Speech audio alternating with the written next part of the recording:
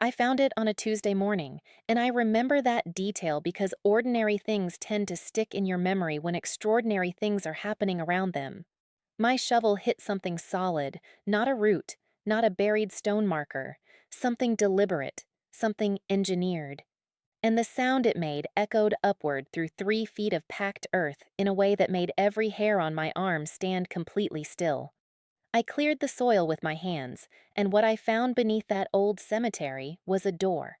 A perfectly carved, perfectly sealed stone door that, according to every historical record, every architectural drawing, every map, and every living person connected to that convent, simply should not have existed.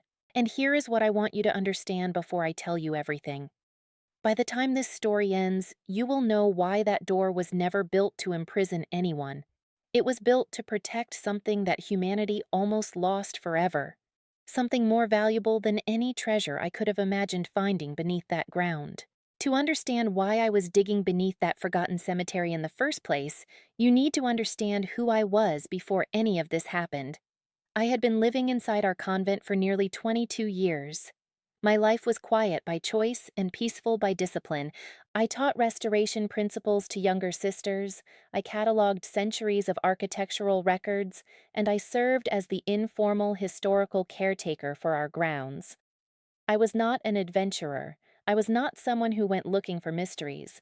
I was someone who believed that history always leaves behind evidence for those patient enough to look carefully. That belief defined everything about how I worked. It also defined exactly why this discovery eventually found me. Our convent sat on land that had been continuously occupied since the early 17th century. The cemetery beside it was even older. Ancient stone crosses leaned at tired angles throughout the grounds. Several family crypts had been sealed for over 100 years. Burial records dating back 4 centuries were stored in our archive room in boxes that smelled like compressed time. There were overgrown pathways running between collapsed mausoleums, an abandoned watchtower at the northern edge of the property that nobody had climbed in decades, remnants of an underground drainage system that predated the convent itself, and a dense woodland pressing against the eastern wall like it had been slowly reclaiming territory for centuries. I loved every inch of it. Not because it was dramatic, but because it was honest.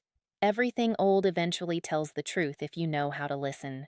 The restoration project began because of one particularly violent rainstorm in early spring. It had damaged the southwestern corner of the cemetery, destabilizing several grave markers and exposing sections of the drainage channel beneath the pathway. The Regional Preservation Office approved a limited restoration survey. I was assigned to oversee it. 3 of us began carefully clearing debris from the affected area, and for the first 2 weeks, everything moved exactly as expected.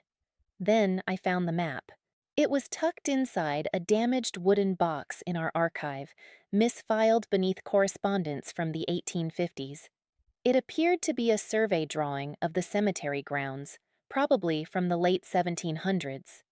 But when I compared the measurements on that old map to our current site plan, something was impossible.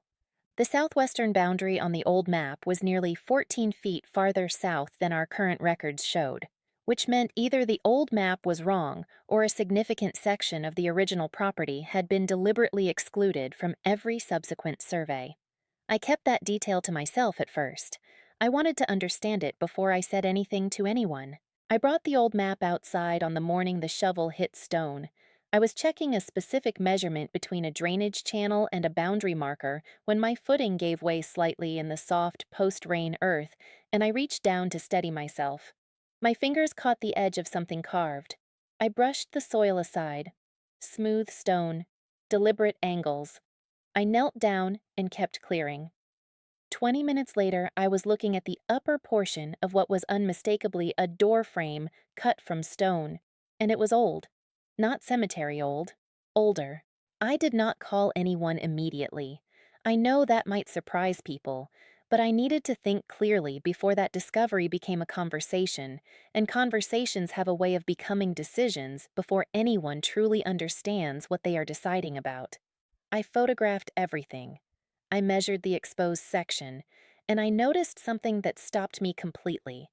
There was no keyhole, no handle, No hinge hardware, nothing that suggested the door had ever been designed to open from the outside. Whatever was behind that door had been sealed from within, and then buried, and then a cemetery had been expanded directly over the top of it, either by accident or by extraordinary deliberate intention. I brought in Sister Agnes first. She had a background in medieval stonework, and she stood there looking at the exposed frame for a long time without speaking. Finally, she said the craftsmanship reminded her of construction techniques common to religious preservation chambers built during periods of violent political suppression. She said it quietly, almost carefully, like the words themselves required handling. The masonry did not match anything else beneath that cemetery. The cutting angles were different. The stone itself was a different composition than the convent foundations. An architectural historian named Dr. Lena Farrow came out 2 weeks later after I had carefully expanded the excavation with full approval from the preservation office. She stood in the trench I had dug around the doorframe and ran her hand along the carved edge, and said she had seen joinery like this in chambers built during periods when institutions were systematically destroyed and records were deliberately targeted for elimination. She asked me if I had found any inscriptions. I had. 3 lines of text carved into the lower right corner of the doorframe. The Latin was deliberately abbreviated, almost coded, but translatable. It read something close to, "What enters here does not leave. What remains here does not die. What is kept here waits to be known again." I sat with those words for 3 nights before they stopped feeling like a warning and started feeling like a promise. The archive search took 6 weeks. Our own records were incomplete in ways that felt strategic rather than accidental.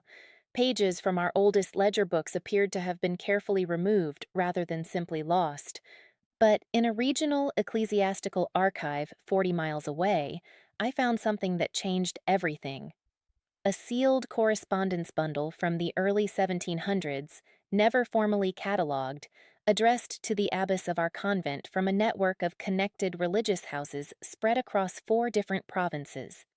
The letters were written in a mixture of Latin and vernacular script, and they described something I had not expected: a coordinated effort, systematic, deliberate, carried out over several years during a period of intense civil and religious persecution, when written records, personal testimonies, community histories, and works of scholarship were being seized, burned, and erased by regional authorities trying to rewrite political and cultural history in their favor. The letters described ordinary people: teachers, physicians, artists, record keepers, members of suppressed communities whose entire documented existence was being erased. And they described how those people brought what they could carry to trusted religious houses along a quiet network that operated with the precision of people who understood that what they were preserving might never be retrieved in their own lifetimes. They were preserving it for someone else, for a future they could not see but absolutely believed in. There was one name that appeared across multiple letters, a woman referred to only as the keeper. She was never identified by full name, but her role was described clearly.